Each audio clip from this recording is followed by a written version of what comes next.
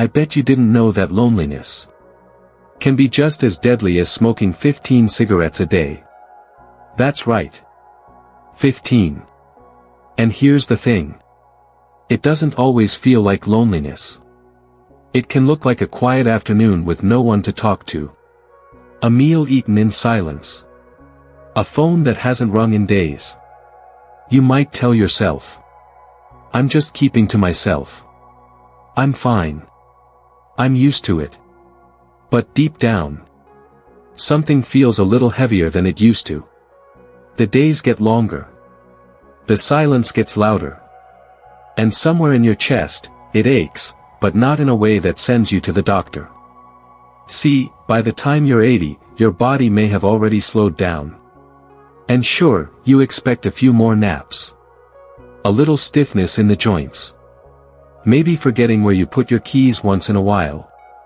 But what no one warned you about is the invisible stuff. The kind of quiet that chips away at your spirit. The kind of stillness that doesn't heal. The kind of loneliness that hides in plain sight. And the truth is, it's not just feeling lonely. It actually changes your body. It messes with your heart, your brain, even your immune system. And the worst part? It sneaks up slowly. You might feel fine. But something else could be draining your energy, your memory, your spark, without you even realizing it. Tone shifts, more hopeful, lighter. But listen. What if I told you something different? What if I told you there are people, in their 80s, who feel better than they did in their 40s? That's not a joke. That's real. They're waking up with purpose. They're laughing. They're connecting. They're more alive now than ever. And no, it's not just good genes or luck. They're doing something most people never talk about. They've discovered a different way to age. A smarter way. A more connected way. And the real kicker? Most doctors never even mention it. More than 90% of seniors have never been told this truth. But new research, straight from the National Institute on Aging, shows something shocking. It's not just diet. It's not just exercise. The biggest predictor of a long, healthy life is connection. Yet hardly anyone talks about that part of aging.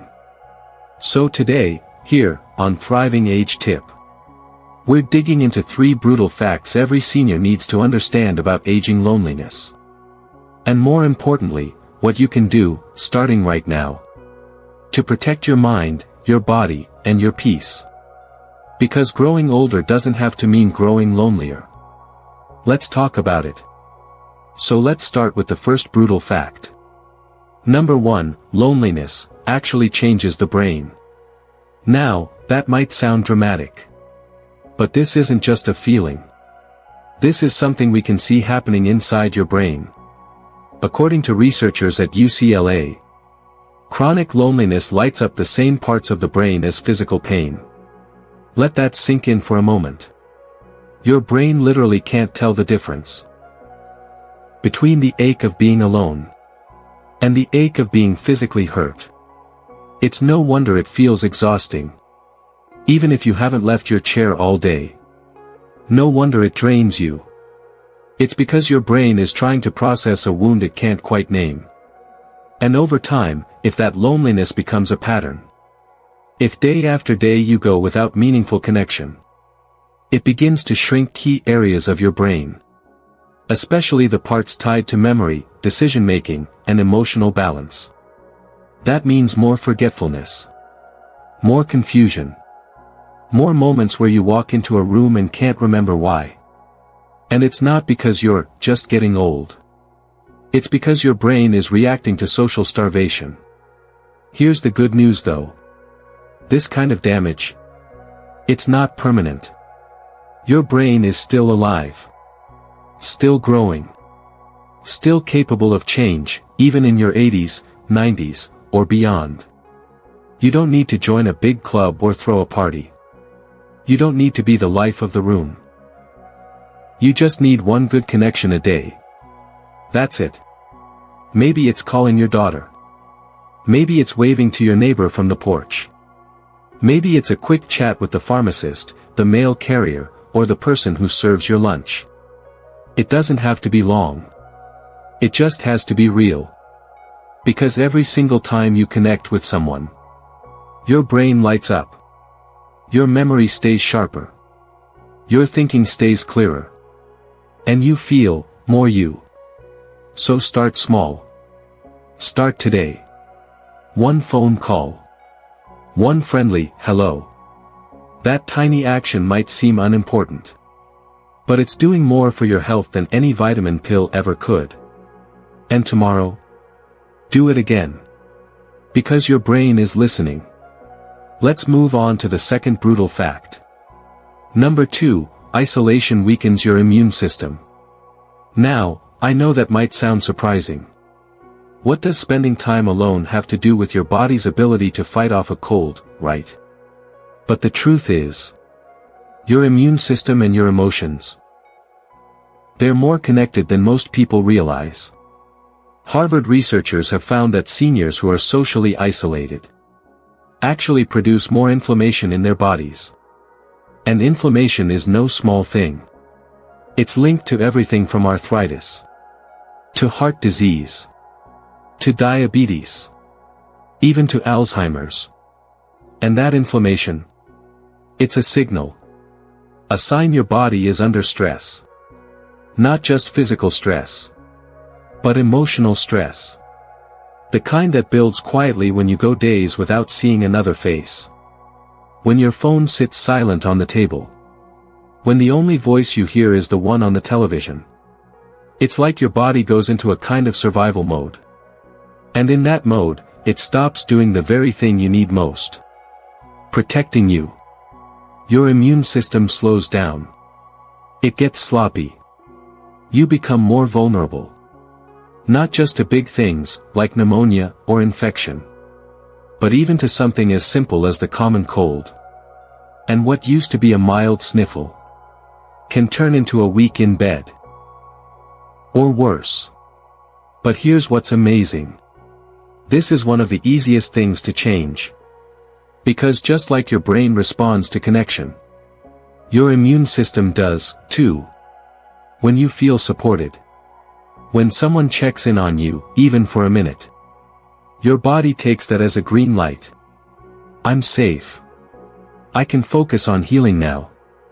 So what can you do? You don't have to become a social butterfly. You don't have to join every group or go to every gathering. But find one place, just one, where you can plug in. Maybe it's a book club at the local library. Maybe it's a small group that meets once a week at your church. Maybe it's an online community for seniors who share your interests. Even video calls count. Even texting counts. Even just sending a message to someone and saying, "Hey, how are you today?" That's enough to trigger real change in your body. Because connection doesn't just lift your mood. It literally helps your cells fight harder. It tells your immune system, you've got something to live for. So if you've been feeling tired, run down, or getting sick more often, don't just reach for a supplement. Reach out to a person. That may be the most powerful medicine you take all year. Now here's the third brutal fact, and it might hit a little closer to home. Number 3, independence can become a double-edged sword. Let me explain. You've worked hard your whole life. You raised families. You built careers. You paid the bills, handled the problems, kept everything running. And now, you take pride in doing things yourself. You don't want to be a burden. You don't want to bother anyone. You say, "I've got it," even when you don't. That kind of self-reliance. It's powerful. It's admirable. But here's the hard truth. Sometimes, that very same strength can quietly push people away. Without meaning to, you start saying no to help. You stop asking for rides, or visits, or small favors. You say, "I'm fine," even when you could really use someone's company. And over time, that proud independence becomes something else. It becomes isolation in disguise. You might not even see it happening. But the people around you start to assume you don't want help. They stop calling. They stop offering. They stop showing up. Not because they don't care, but because you've convinced them you don't need them. And that's when emotional disconnection starts to set in. Now hear me on this. You can be strong and still need people. You can be independent and still let others in. In fact, true strength, real resilience, is knowing when to say, I could use some company today. Would you mind helping me with this? Can we talk for a few minutes? It's not weakness. It's human. It's healthy. And it keeps your relationships alive. Because people don't want perfect. They want real. And when you give them the gift of being needed, you're also giving yourself the gift of connection. So if this sounds familiar, if you've noticed that you've been keeping to yourself more, handling everything alone, ask yourself gently, is this really strength? Or is it a quiet form of disconnection?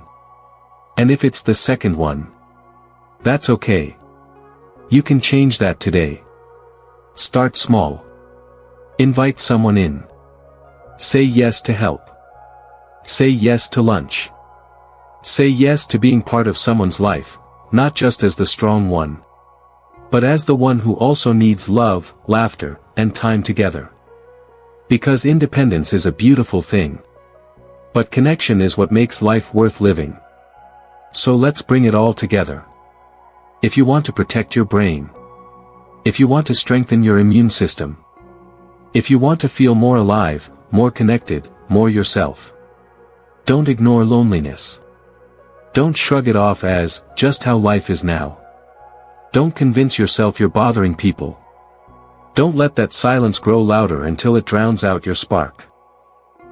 Because the truth is, loneliness is not just a feeling. It's a signal. And like any signal, it's asking you to respond. So pick one thing today. That's it. Just one. Make a phone call. Wave to your neighbor and say, hey, how are you doing? Join a small group, in person or online. Or simply smile at someone at the grocery store. These tiny moments, they matter more than you think. They're not small at all. They're lifelines. They're medicine. They are reminders, to your brain, to your body, and to your spirit, that you are still part of something. You're not invisible. You're not forgotten. You still matter. And connection is how you feel that truth again. Now take a moment. Which of these facts surprised you the most? Was it the way loneliness actually changes your brain? The fact that isolation can silently weaken your immune system? Or maybe it was realizing how independence, something you've worn like a badge of honor, can quietly pull you further away from the people who care. Whatever it was, let it sit with you for a second. Because awareness is the first step. But action, even the smallest kind, is what turns knowledge into change. And let me ask you something else. Do you know someone over 80 who's defying all the odds? Someone who's full of energy, full of laughter, still sharp as ever. Living proof that it's never too late to thrive. If you do, share a little bit about them in the comments. Let their story inspire someone else here who might need a lift. And while you're there, tell us where you're watching from. Whether you're in a quiet town, a busy city, or somewhere in between, you're part of something bigger now. You're part of this thriving age tip community. A place where we believe aging isn't the end of your story. It's the beginning of a whole new chapter. And if this video spoke to you, if it made you feel seen, or heard, or simply reminded you that you're not alone, go ahead and tap that like button.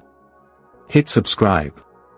And click the little bell so you never miss another moment of real talk on how to thrive. Not just survive, in your golden years. We've got so much more coming. And I'd love for you to be part of every step forward. Until next time. Stay strong. Stay connected.